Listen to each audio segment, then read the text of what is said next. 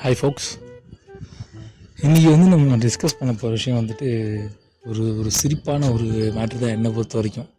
நம்மளோட தமிழ் சினிமா எடுத்துக்கிட்டிங்கன்னா ஒரு குறிப்பிட்ட காலகட்டத்தில் வந்துட்டு ஒரு மெஜாரிட்டி இந்த நாட்டாமைகள் சார்ந்த திரைப்படங்களாக வந்துச்சு. அதாவது ஊருக்குள்ளே இருக்கிற நீதிமான்கள் அவங்க நீதிப்படி வாழ்க்கை நடந்து அவங்க குடும்பத்துக்குள்ளே பிரச்சனை வந்து ஊர்க்கலவர் ஏற்பட்டுன்னு சொல்லிட்டு ஒரு ஒரு பேட்டர்ன் ஆஃப் ஃபிலிம்ஸை வந்து மேக் பண்ணி வச்சுருந்தாங்க. இதுக்கு விதை யார் போட்டதுன்னு பார்த்தீங்கன்னா வந்துட்டு தேவர் மோகன் சொல்லலாம், நாட்டாமல் சொல்லலாம், எஜமான் சொல்லலாம். இந்த மாதிரி நிறையா படங்கள் இருக்குது.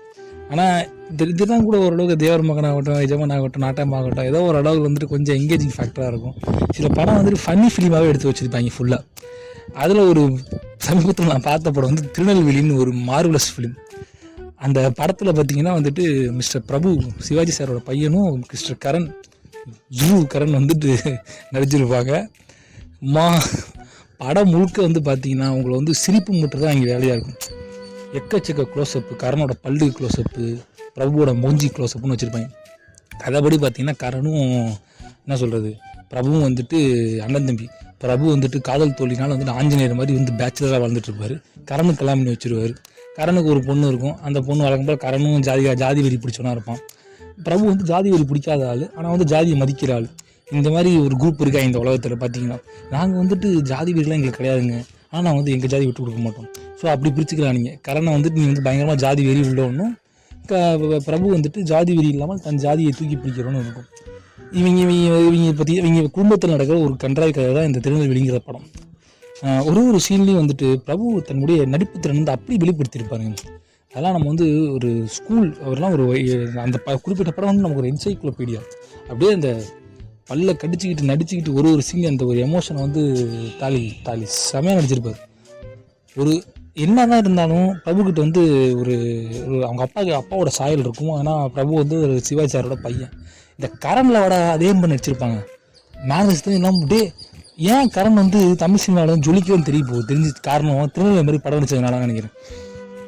அப்படியே சிவாஜியே அப்சர்வ் பண்ணிட்டு அப்படியே 2 பேர் நடந்து அநியாயம் பண்ணி வச்சுட்டானுங்க அந்த படத்தை. உட்காந்து பார்த்து எனக்கு ஒரு மாதிரி கேர் ஆயிடுச்சு வேறு. இந்த படத்தில் வந்து ஒரு சூப்பரான ஸ்பெஷல் பவர் என்னென்னா பிரபுக்கு இருக்குன்னா, பிரபு போய் சொன்னால் செத்துருவார். உண்மையுமே அவங்க ஒரு சக்தி. அவர் உண்மையே இப்போ வந்து சின்ன பையன் வந்து கண்ணாமூச்சி ஆடும்போது மாமா எங்கே ஒழிஞ்சிருக்கேன்னு சொல்லி கேட்டால் வந்து காட்டி கொடுத்துருவான். அதாவது ஒரு காட்டி கொடுத்தாலும் கொடுப்பாரு தவிர வந்து பொய் சொல்ல மாட்டார். தன்னோட தம்பியோட பையன் கல்யாணத்துக்கு எடுத்து விட்டுருவார், சாக்கடிப்பான்னு சொல்லி. இந்த மாதிரி நல்லா சல்லி வேலைலாம் பார்த்துட்டு இருப்பார் நம்ம ஊர் நாட்டாமல். இப்படி இருக்கிற திரைக்கதை தான் ஒரு பயங்கர ட்விஸ்ட் வரும். என்ன ட்விஸ்ட் வரும்னா, நம்ம ஹீரோயின் இருக்காங்களே, நம்ம ஹீரோயின் யாருன்னா விந்தியா எத்தனை தெரியும்? விந்தியான்ற ஆளு மறந்து வைப்பீங்க. அவங்க வந்து ஒரு ஸ்டார்டிங் வந்து ஒரு பயங்கரமான ஒரு ஹோம்லி ஹீரோயினாக ஆரம்பித்தாங்க. அப்புறமேட்டு கிளாமர் ஹீரோயினாக மாறி எப்படியும் எங்கேயும் முடிச்சிட்டாங்க. அவங்க லைஃப்பை காலி பண்ணதில் பிரபுக்கு ஒரு பெரிய பங்கு இருக்குது. ஏன்னா பிரபுவோட தான் நிறையா சல்ட்டி படங்கள்லாம் நடிச்சிருக்காங்க. ஸோ இப்படிப்பட்ட திரைக்காவியம் தான் திருநெல்வேலியோட பிளாட் இதுதான். இதில் என்ன ஒரு ஆச்சரியப்பட வேண்டிய விஷயம்னா வந்துட்டு, பிரபு வந்துட்டு ஒரு சீனில் வந்துட்டு என்ன சொல்கிறது, கரண் வந்துட்டு ஒருத்தனை வெட்டுறாரு. பிரபு அந்த இடத்துல கரண் அவனை விட்டுட்டு போயிடுறாரு. வேற ஒரு ஜாதிகாரனை விட்டுட்டு போயிட்டாரு. அங்கே போய் பிரபு வந்துட்டு ஒரு நீதிமான் நியாயமான் மயிரா என்ன பண்ணணும், போலீஸ் பண்ணணும். இந்த ஊரில் ஒருத்த போலீஸ் இருக்கான்னு என்னென்ன கூட தெரியாதுங்க. இவங்க அப்படி வந்து அராஜகம் பண்ணிருப்பாங்க. அந்த கரண் பையன் வந்துட்டு போலீஸ் தூங்குகிறாங்க, போலீஸே இருக்காது.